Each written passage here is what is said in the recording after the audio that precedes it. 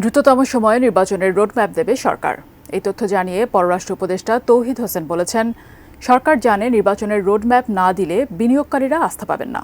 এদিকে বাংলাদেশ ব্যাংকের governor Ahsan H Mansur জানিয়েছেন, রিজার্ভ নিয়ে আতঙ্কিত হওয়ার মতো কিছু নেই, এখনও 4 মাসের রিজার্ভ আছে। রাজধানীর হোটেল সোনারগাঁওয়ে শনিবার সকালে সেন্টার ফর এনআরবির আয়োজনে ব্র্যান্ডিং বাংলাদেশ অনুষ্ঠানে বিশেষ অতিথি বাংলাদেশ ব্যাংকের গভর্নর জানালেন, রিজার্ভ ও প্রবাসী আয় বাড়ছে। আগের মতো টাকা পাচার না হওয়ায় দুই খাতেই বইছে ইতিবাচক বাতাস। প্যানিক হওয়ার কিছু নাই। বাংলাদেশের ফরেন এক্সচেঞ্জ রিজার্ভ এখনও 4 মাসের উপর আছে। আমরা 7 দিন, 10 দিন, 15 দিন আমরা রাখতে পারবো।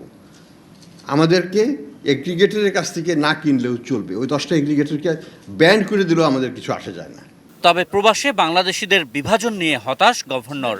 সেখানে দলীয় পরিচয়ের ঊর্ধ্বে উঠে বাংলাদেশ ব্র্যান্ডিংয়ের তাগিদ তার কণ্ঠে। অনুষ্ঠানের প্রধান অতিথি পররাষ্ট্র উপদেষ্টাও একই কথা বললেন। 2-3টে রাজনৈতিক দল বড় বড় আছে বাংলাদেশে, তারা হলো পৃথিবীর সবচেয়ে বড় রাজনৈতিক দল। কারণ পৃথিবীর কোনো দেশের কোনো রাজনৈতিক দলের এত শাখা, এত কর্মী নাই পৃথিবীর বাকি অংশে।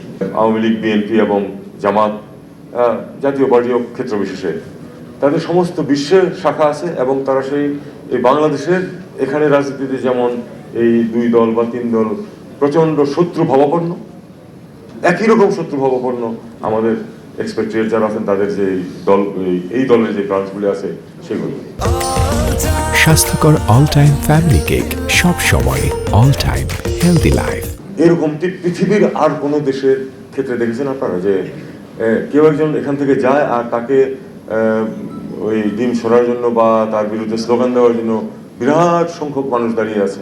পররাষ্ট্র উপদেষ্টা বলছেন, পুরো পৃথিবীতে এখন বাংলাদেশ বিরোধী অপপ্রচার ছড়ানো হচ্ছে, যার নেতৃত্ব দিচ্ছে ভারতের কিছু গণমাধ্যম।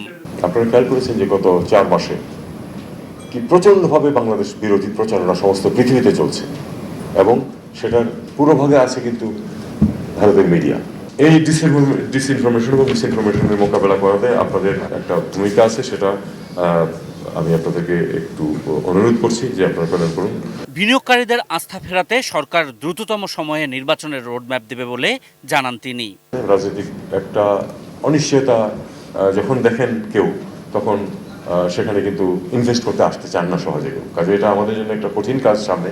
আশা করছি যে খুব তাড়াতাড়ি একটি রোডম্যাপ এসে যাবে। আমাদের লক্ষ্য তো একটা যে নির্বাচনের মাধ্যমে একটি নির্বাচিত সরকারের কাছে ক্ষমতা হস্তান্তর করা যথাশীঘ্র সম্ভব, আমরা সেটা জানি এবং সেই লক্ষ্যেই এই সরকার কাজ করছে। একটা রোডম্যাপ এসে গেলে আমি জানি যে অনেকেই নিরাপদ বোধ করবেন এবং ইনভেস্টমেন্ট আসবে। আশিকুর রহমান অপু, এটি নিউজ, ঢাকা।